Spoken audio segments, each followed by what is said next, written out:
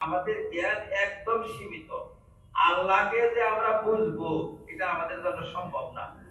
আল্লাহকে বিশ্বাস করতে হবে, আল্লাহর সমস্ত কথা বিশ্বাস করতে হবে, নবীর কথা বিশ্বাস করতে হবে, নবীর বাণী আল্লাহর বাণী বিশ্বাস করতে হবে। বুঝে আসলে আলহামদুলিল্লাহ আল্লাহ পাক আমাদের বুঝবার ক্ষমতা দিচ্ছে। বুঝে না আসলেও মানতে হবে, বুঝে না আসলেও পালন করতে হবে। কারণ সব বুঝে আসবে না, কারণ মানুষের বুঝ হয়েছে সীমিত।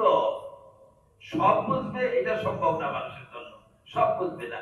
মানুষের ব্রেন, মানুষের বুদ্ধি, জ্ঞান, বিবেক সীমিত, সব বুঝবে না। যতটুকু বুঝে আসে আলহামদুলিল্লাহ ভালো, যেখানে বুঝে না আসে সেখানে মাথার মতো হয়ে যায়। আল্লাহর বিধান, রাসূলের বিধানকে মেনে নেওয়া আমাদের কর্তব্য। এইটা হচ্ছে আমাদের আহলে সুন্নাত ওয়াল জামাতের মতবাদ। আহলে সুন্নাত ওয়াল জামাত বলে যে আল্লাহ এবং আল্লাহর রাসূলের কোনো কথা যদি বুঝে না আসে, না আসলো, বুঝে আসতেছে না, না আসলো বুঝে, সেটার সাথে আমরা টকরাবো না, সেটাকে আমরা কোনো ধরনের অপব্যাখ্যা করব না, বা তাকে আমরা অস্বীকার করব না। আমরা মাথা নত করে আল্লাহ এবং আল্লাহর রাসূলের বিধানকে, আল্লাহ আল্লাহ রাসূলের হুকুমকে মাথা নত করে মেনে নিব। এটাই আমাদের কর্তব্য। মাথা নত করে মেনে নেওয়া আমাদের কর্তব্য।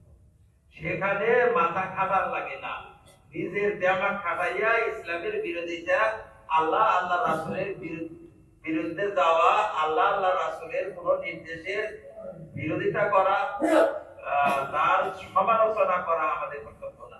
সমালোচনা করলে আপনার মাথা যেন পাহাড়ের মধ্যে মারতেছে, পাহাড়ের মধ্যে চাটারের মতো মাথা মারলে চাটালে কিছু হবে না, আপনার মাথা ঘুরা ঘুরা হয়ে যাবে না।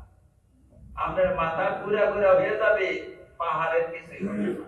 পাহাড়ের মাথা মারার চেয়েও বড় অপঘাতে পড়া আল্লাহ এবং আল্লাহ রাসূলের বাণী নিয়ে সমালোচনা করা, আল্লাহ আল্লাহ রাসূলের বিধান নিয়ে সমালোচনা করা। সমালোচনা করার কোনো অবকাশ নাই।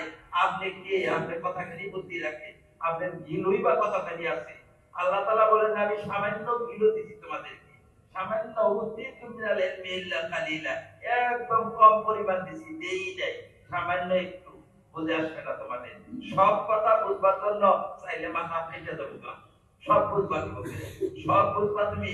তোমার এই সামান্য গিলু দিয়ে সব বুঝবা, সব বুঝবার পারবা না। যতটুকু বুঝে আসে আলহামদুলিল্লাহ ভালো,